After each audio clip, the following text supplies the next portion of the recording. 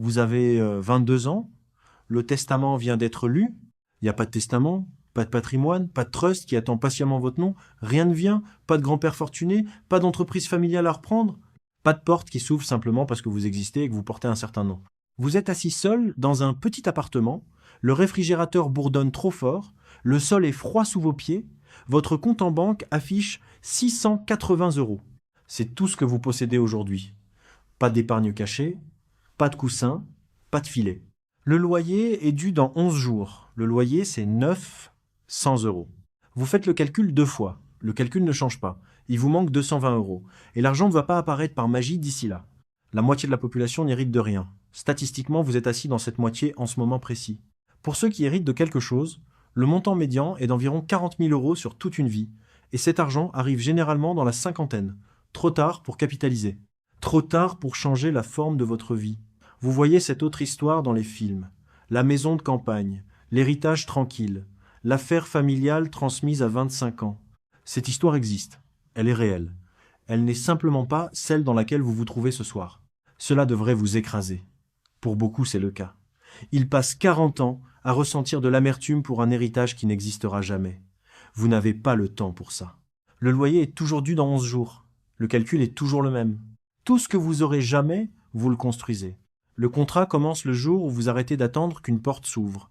Le carnet et le chiffre, vous commencez à lire, pas les livres que lisent vos amis, les livres ennuyeux, ceux avec les vrais graphiques, les vraies données, les vrais chiffres. Vous apprenez que le patrimoine net médian d'un Français de moins de 35 ans tourne autour de 12 000 euros en actifs totaux. Les 10% les plus aisés du même âge dépassent les 400 000 euros. Voilà l'écart. Et l'écart n'est pas le talent. C'est pas l'éthique de travail. C'est le capital de départ. C'est le temps lui-même. Vous avez moins de l'un. Vous avez encore tout l'autre devant vous. Vous n'avez pas eu 30 ans de head start, pas de portefeuille qui capitalisait tranquillement pour vous en arrière-plan pendant votre enfance, mais vous avez 22 ans, ça signifie des décennies. Ça signifie le temps que les riches ne peuvent pas vous racheter. Vous avez la piste de décollage la plus longue et la plus sous-estimée de toute la finance personnelle. Et presque personne de votre âge ne la voit pour ce qu'elle est. Vous vous asseyez à la table de la cuisine, vous ouvrez un carnet ordinaire, vous commencez à écrire un chiffre, 1 500 000 euros. Le montant dont vous avez besoin pour ne plus jamais ressentir cette peur la nuit. C'est énorme. Dans ce moment précis, c'est presque risible, vous le regardez quand même. Au-dessus du chiffre, vous écrivez 4 mots en lettres capitales. Je l'ai tout construit. Le contrat est signé, vous fermez le carnet, la piste s'ouvre, le premier emploi, la survie, pas le rêve. 11 jours jusqu'au loyer, 680 euros pour commencer. Vous prenez le premier emploi qui paie les factures. 28 000 euros par an, pas le rêve, la survie. C'est l'emploi de piste, celui qui vous donne le droit de planifier le prochain mouvement en silence.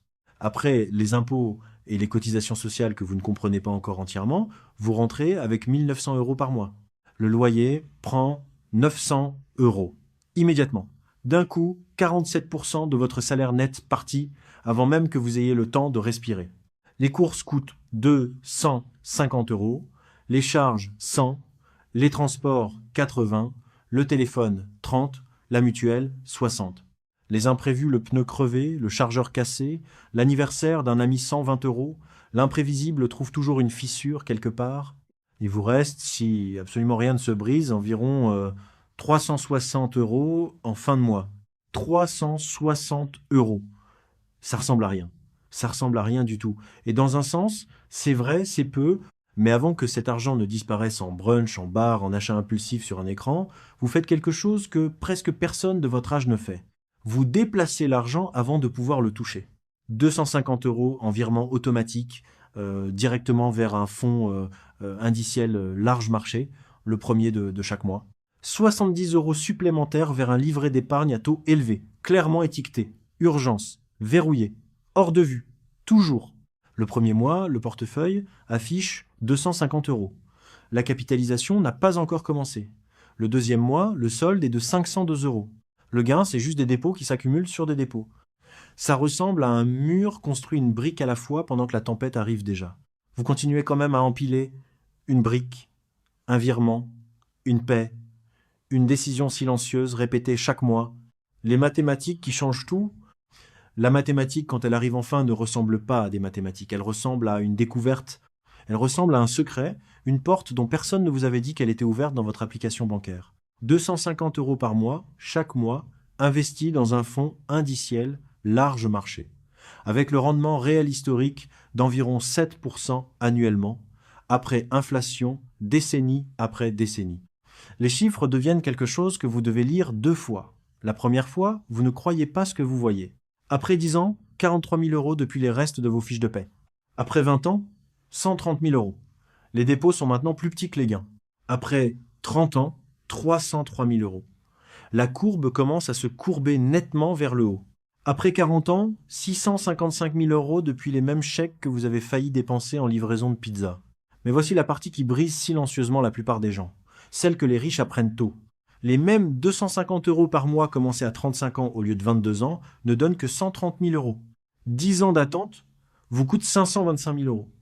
Un demi-million perdu définitivement. Pas parce que l'argent est différent, parce que le temps est différent. Le temps n'est pas un bonus. Le temps est l'actif. Les années sont le levier, pas les dépôts.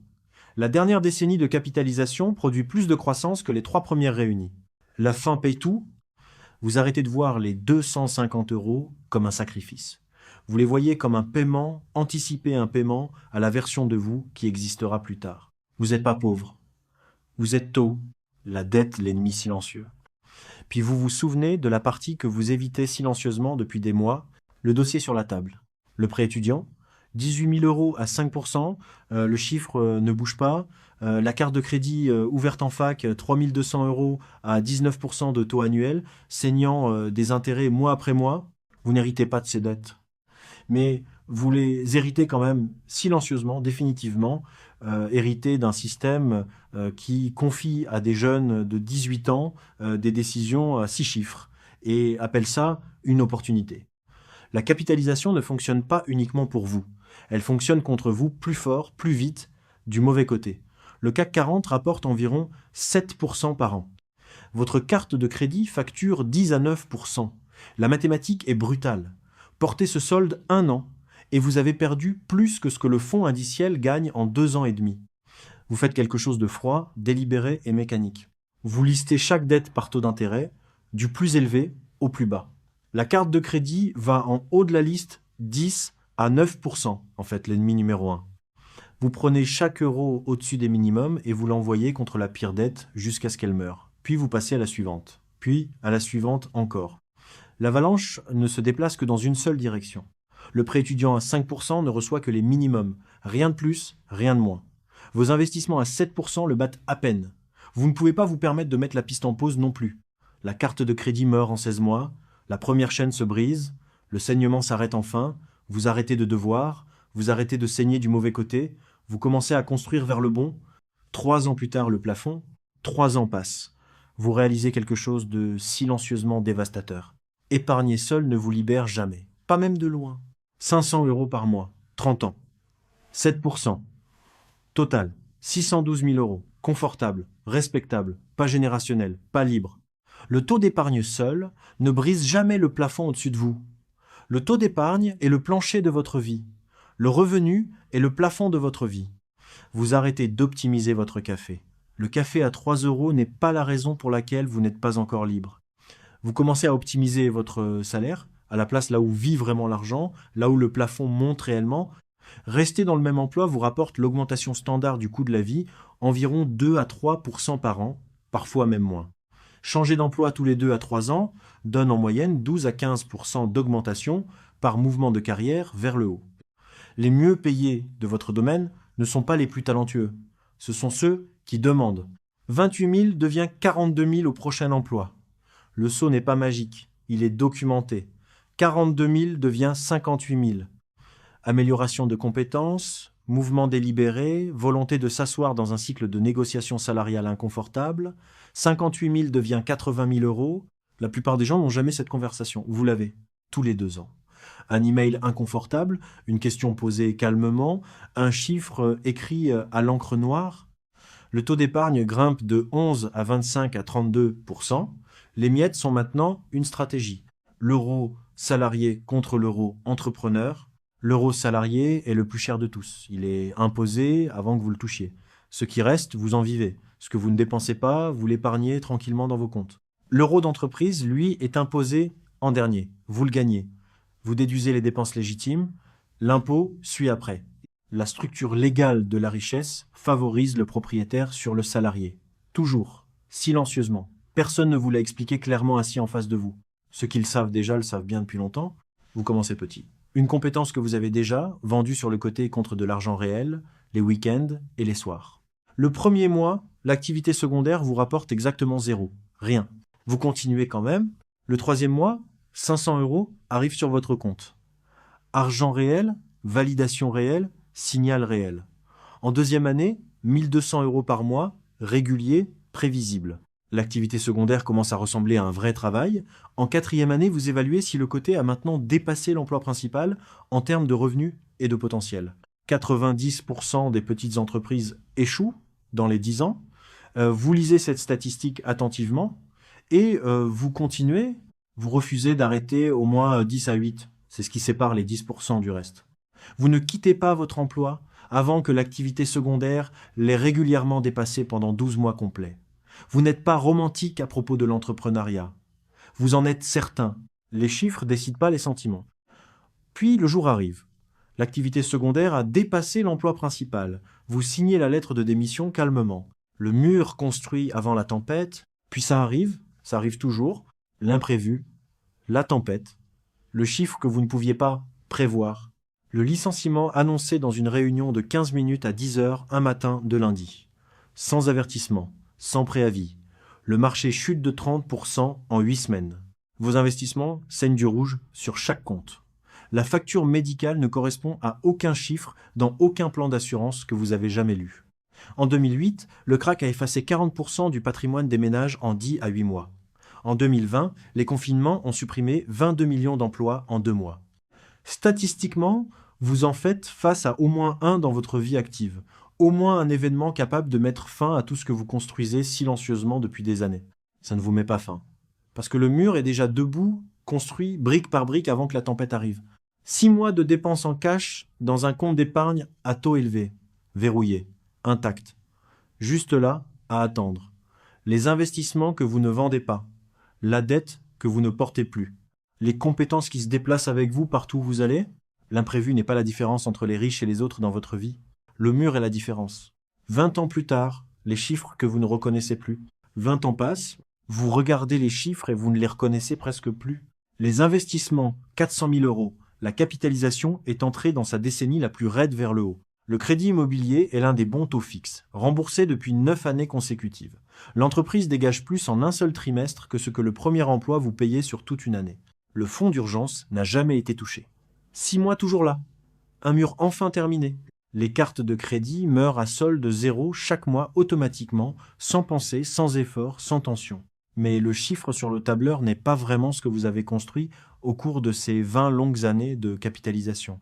Ce que vous construisez, c'est quelque chose que le tableur ne peut pas montrer. Vous pouvez quitter n'importe quel emploi aujourd'hui, vous pouvez déménager dans n'importe quelle ville, vous pouvez vivre dans n'importe quel pays, vous pouvez accepter n'importe quel contrat. Vous pouvez dire non à n'importe quel client, n'importe quel patron, n'importe quelle relation qui coûte plus qu'elle ne rapporte. C'est ça, la richesse réelle.